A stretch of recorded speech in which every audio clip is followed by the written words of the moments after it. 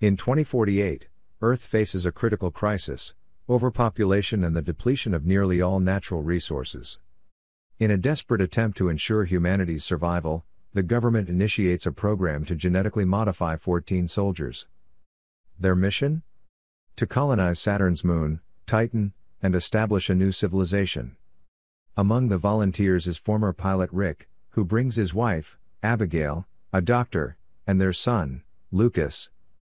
The program's leader, Dr. Collingwood, has high hopes for Rick. His resilience was proven years ago when, as an Air Force pilot, he survived 3 days in the Syrian desert after being shot down, injured and without food or water. This endurance makes him an ideal candidate for the mission. Rick and Abigail are doing this for their son, hoping to secure his future, but Abigail confides in Collingwood that she's concerned about the risks.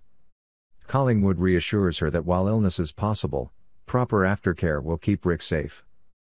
Once the families are settled into their new, advanced homes, the volunteers meet with Collingwood to begin the transformation process. He explains the bleak reality of Earth's destruction and introduces Titan as the next viable home for humanity. Although Titan has an atmosphere and a primordial ecosystem, it rains liquid methane, and the air is filled with nitrogen, both lethal to humans. Rather than terraforming, the program will genetically modify the volunteers to survive Titan's harsh environment. One volunteer questions the safety of the treatment, concerned their bodies might reject the genetic modifications. Collingwood admits that while clinical trials were successful, there are no guarantees. Rick quickly shuts down any further complaints, reminding the group they volunteered knowing the risks. Each volunteer was chosen for their ability to survive extreme conditions. The group is then given access cards for the base and taken to the lab for their first of 300 injections. As the volunteers settle into their new routines, their families begin to bond. Abigail supports Rick through his treatments while Lucas attends school.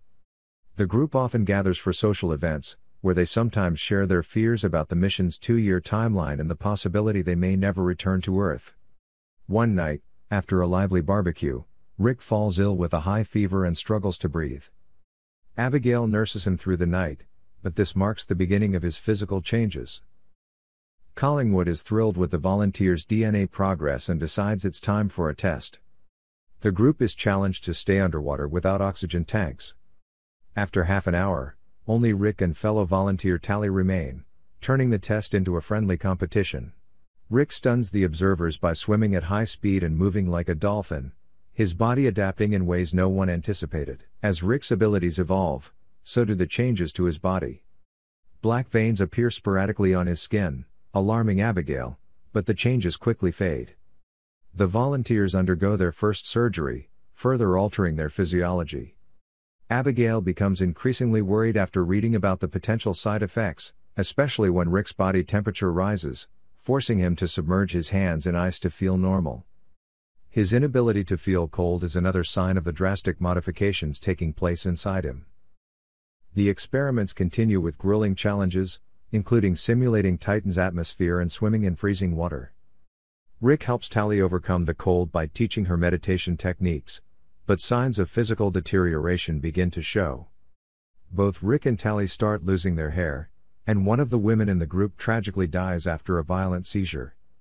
This death raises concerns among the remaining volunteers, who cope by drinking and sharing their anxieties.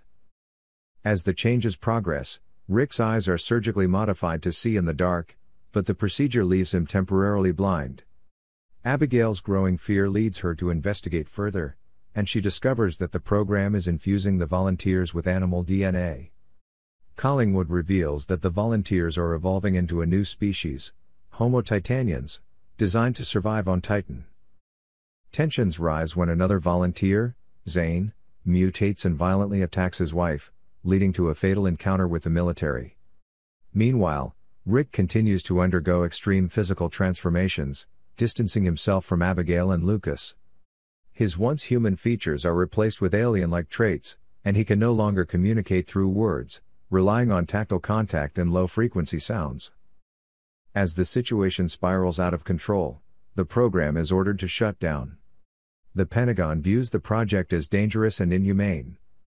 Collingwood, desperate to save the experiment, asks Abigail to inject Rick with a drug that will erase his memories, making him docile enough to be sent to Titan. Abigail, however, deceives Collingwood by administering saline instead of the memory-erasing drug. Rick, now fully transformed, escapes confinement, and Abigail, along with Freya, a sympathetic doctor, helps him evade capture. The military eventually corners Rick, but Abigail and Lucas embrace him, reminding him of his humanity. In the end, Rick is sent to Titan, his new body equipped with wings, allowing him to soar across the alien landscape. Back on Earth, Abigail and Freya join the Titan II project, committed to finding ethical solutions to save humanity. Meanwhile, Rick begins his new life on Titan, free to explore his strange new world.